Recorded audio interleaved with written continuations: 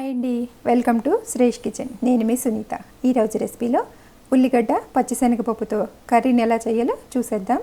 ఇంట్లో ఏమి కూరగాయలు లేనప్పుడు ఇలా కర్రీ చేసేయండి. సింపుల్గా చేసిన టేస్ట్ మాత్రం చాలా బాగుంటుంది.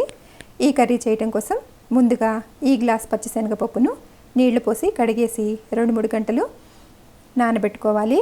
పప్పు ఇలా బాగా నానిపోతుంది. 2 పెద్ద ఉల్లిపాయలను చిన్న చిన్న ముక్కలుగా కట్ చేసి తీసుకోండి.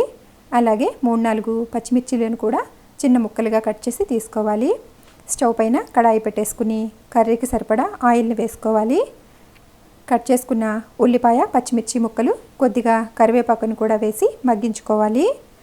ఉల్లిపాయ ముక్కలను ఇలా బాగా మగ్గించేసుకుని ఇప్పుడు నానబెట్టుకున్న శనగపప్పులోని నీళ్ళన్నీ వంపేసుకుని ఈ పప్పుని మాత్రం వేసుకోండి. 2-3 నిమిషాల పాటు బాగా వేగనివ్వాలి.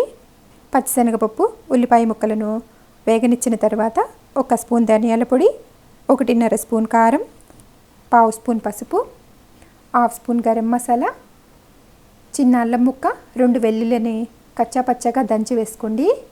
రుచికి సరిపడా ఉప్పును కూడా వేసుకుని ఈ మసాలాలన్నీ బాగా కలిసేట్టు కలుపుకోవాలి. అల్లం పచ్చివాసన పోయేలాగా బాగా ఫ్రై చేసుకోవాలి. కారం వద్దు అనుకుంటే కనుక 4-5 పచ్చిమిర్చీలను అల్లం వెల్లుల్లితోనే దంచేసుకుని ఉల్లిపాయలు వేగుతున్నప్పుడే వేసి వేయించుకుంటే అలా కూడా టేస్ట్ బాగుంటుందండి.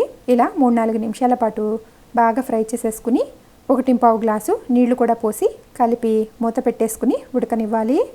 మధ్య మధ్యలో తిప్పుతూ ఈ నీళ్ళన్నీ ఎగిరే వరకు ఉడికించుకోవాలి. ఈ కర్రీ చేయటం చాలా ఈజీ అండి. ముందుగా మనం పచ్చిశనగపప్పును నానబెట్టుకుంటే చాలు, చాలా త్వరగా అయిపోతుంది. సింపుల్ ప్రాసెస్లో చేసిన కర్రీ టేస్ట్ మాత్రం చాలా బాగుంటుంది. నీళ్ళన్నీ ఇలా పూర్తిగా ఎగిరిపోయే వరకు కూరను ఉడికించేసుకుని కొంచెం సన్నగా తరిగిన కొత్తిమీరను వేసుకోవాలి. ఇక్కడ క్లిప్పింగ్ మిస్ అయిందండి. ఉప్పు సరిపోయిందో లేదో ఒకసారి చూసేసుకుని కర్రీలో మాత్రం నీరేమీ లేకుండా ఎగిరించేసుకోవాలి. పైకి ఇలా కూరలో నూనె తేలుతున్నట్టు ఉంటే చాలు. ఇక స్టవ్ ఆఫ్ చేసేసుకోవటమేనండి. సింపుల్గా కర్రీని చేసేసుకోవచ్చు.